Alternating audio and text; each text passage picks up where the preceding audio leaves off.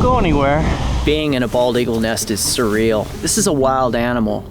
She's being rowdy.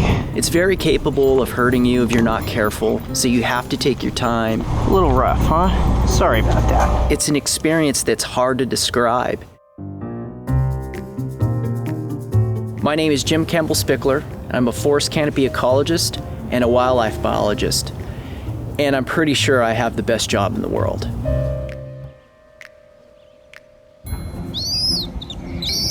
My job is to climb into the eagle's nest and capture and work with chicks. Yeah, he's a monster. And the reason why we're doing this is we're trying to get blood samples.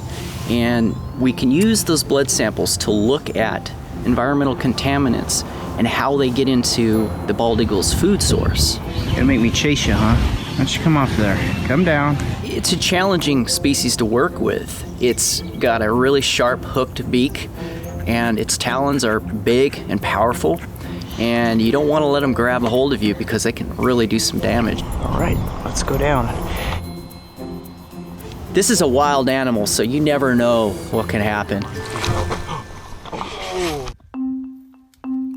The Channel Islands are an island chain off the coast of Southern California.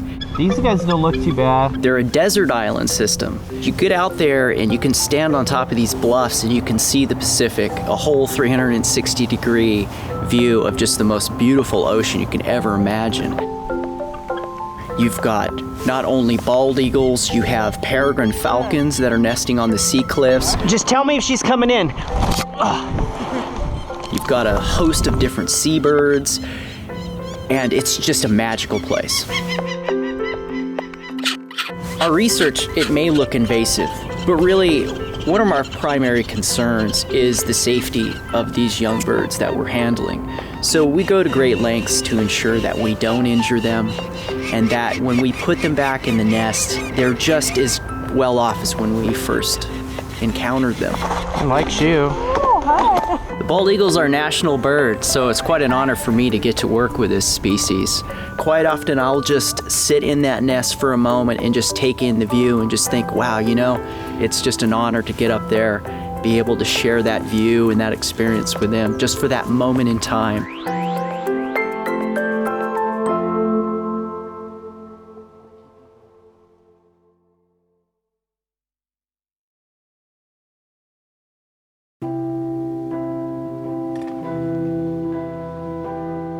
When you highline often, you really learn to train your fear like a muscle.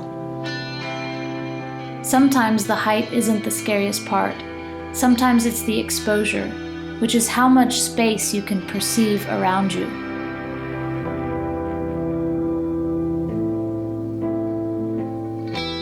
My name is Faith Dickey, and I'm a professional slackliner.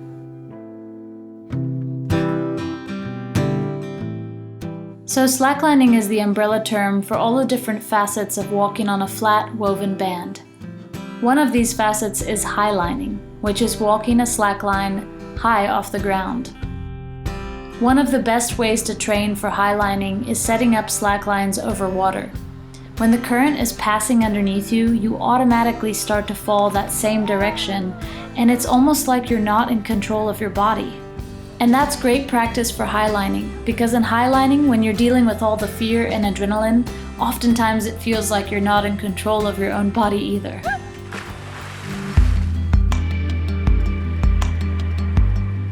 Chamonix is a town in the Alps of France.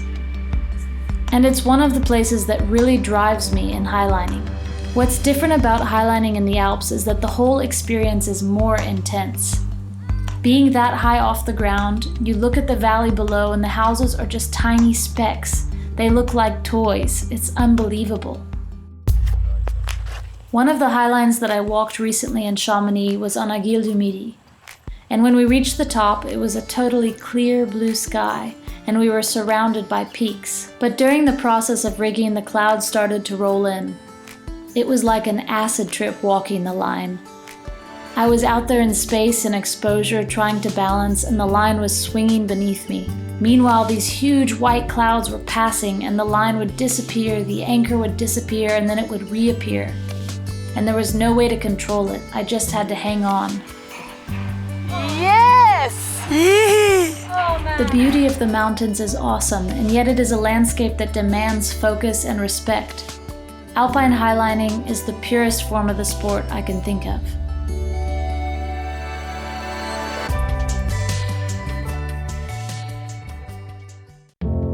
If you're afraid of coming down and going and swimming in the ocean because of sharks, you should be terrified to make a piece of toast.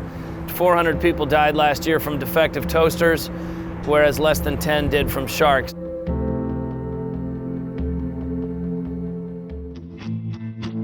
This is the first large shark expedition like this in the Western Gulf. We'll be tagging hammerhead sharks, tiger sharks, and mako sharks, trying to understand how they're leveraging the Gulf in their birthing, mating, and full migratory patterns. We'll be getting up every day just before dawn. The fishing team will be going out, getting all of our lines rigged and ready to go. And then we'll get the ship in position with a lift in the water. And we'll be looking to capture, bring sharks back to the lift them up out of the water. And once we do that, a whole team of scientists from a half dozen institutions will circle around the shark. And we'll conduct 12 research projects in about 15 minutes, then release the shark and open source the tracking to the world so that everyone can follow it. What we're finding is that these massive sharks have huge, huge movements across the ocean. We have one of these white sharks, Lydia, who's traveled over 35,000 miles in just 2 years. Very, very regular for these sharks to be swimming 1,000 miles a month, which is why it's so important to figure out where they go. We're losing 200,000 sharks a day for shark fin soup, 100 million a year. You know, people need to understand an ocean with no sharks means an ocean with no fish. They are the lion, the balance keeper of the ocean. And if they are not there, the whole food chain collapses. This is a simple battle. We got to solve the puzzle of these sharks' lives to make sure they flourish and make a difference for the future.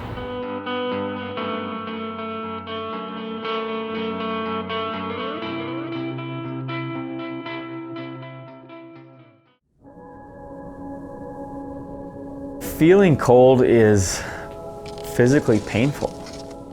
It hurts your fingers, it hurts your feet, it hurts your face. It's also potentially very life-threatening.